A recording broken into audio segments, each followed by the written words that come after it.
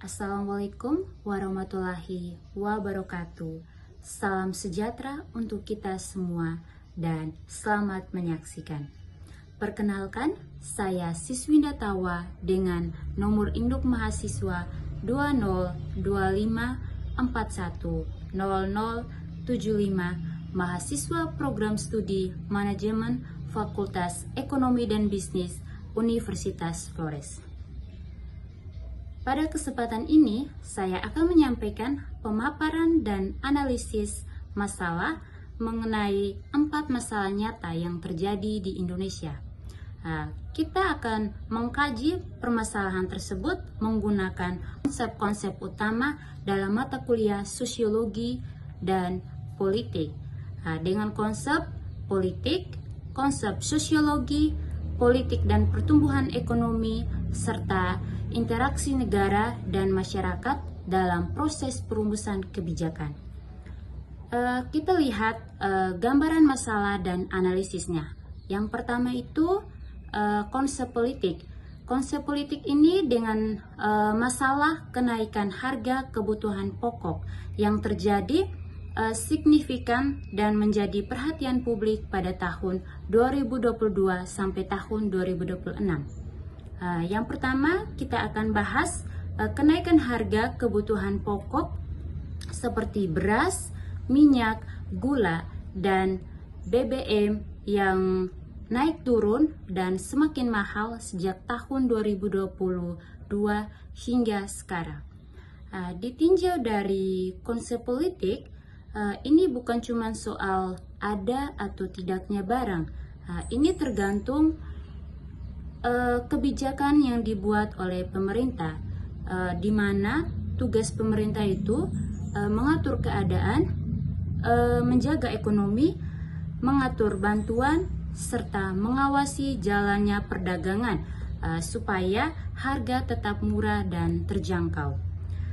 Ketika kebijakan yang dibuat lambat disesuaikan atau pengawasannya kurang ketat, maka harga jadi tidak terkontrol.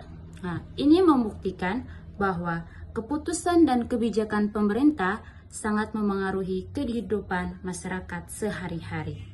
Yang kedua, konsep sosiologi.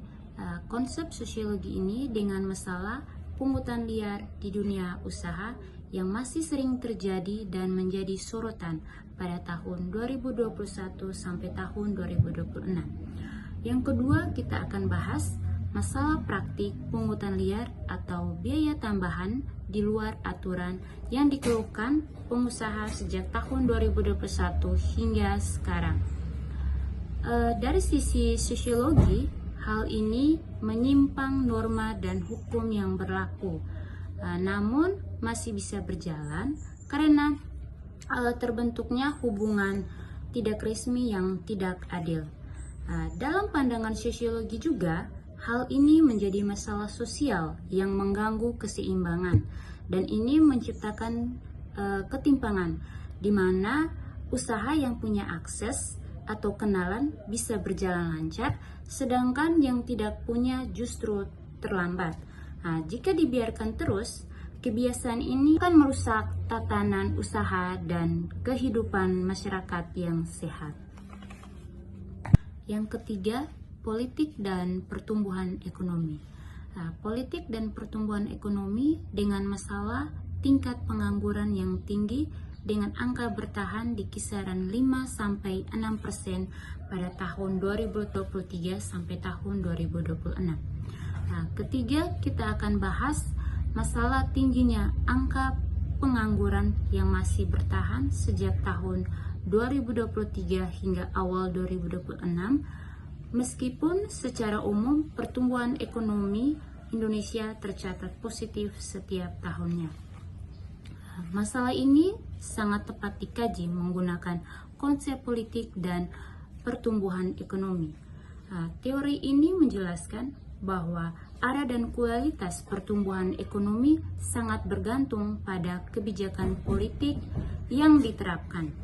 Jika kebijakan lebih banyak berpihak pada pembukaan lapangan kerja, pemberdayaan usaha kecil, dan pemerataan kesempatan, maka hasil pertumbuhan ekonomi akan terasa bagi banyak orang. Tapi kalau kebijakan hanya menguntungkan segelintir pihak, maka usaha baru susah maju, lowongan kerja tidak bertambah, dan pengangguran tetap tinggi. Yang keempat, interaksi negara dan masyarakat dalam proses perumusan kebijakan dengan masalah pembangunan yang belum merata. Terlihat perbedaan yang cukup jelas pada tahun 2020 sampai tahun 2026. Terakhir, kita akan bahas kondisi pembangunan yang belum merata, di mana fasilitas dan kemajuan lebih banyak terpusat di kota besar, sedangkan daerah pedesaan dan wilayah terpencil masih tertinggal. Kondisi ini terlihat nyata sejak tahun 2020 hingga sekarang. Masalah ini kita analisis menggunakan konsep interaksi negara dan masyarakat dalam proses perumusan kebijakan. Kebijakan pembangunan seharusnya lahir dari komunikasi dan kesepakatan antara pemerintah sebagai pengatur dan masyarakat sebagai penerima manfaat. Namun, jika aspirasi masyarakat tidak didengar, kebutuhan sebenarnya tidak terpenuhi dan pembangunan jadi tidak tepat sasaran. Oleh karena itu, kebijakan yang baik hanya bisa terwujud jika ada hubungan yang saling mendengar dan terbuka antara pemerintah dan seluruh lapisan. Sebagai kesimpulan, keempat masalah ini menunjukkan bahwa aspek sosial, politik, ekonomi tidak bisa dipisahkan satu sama lain.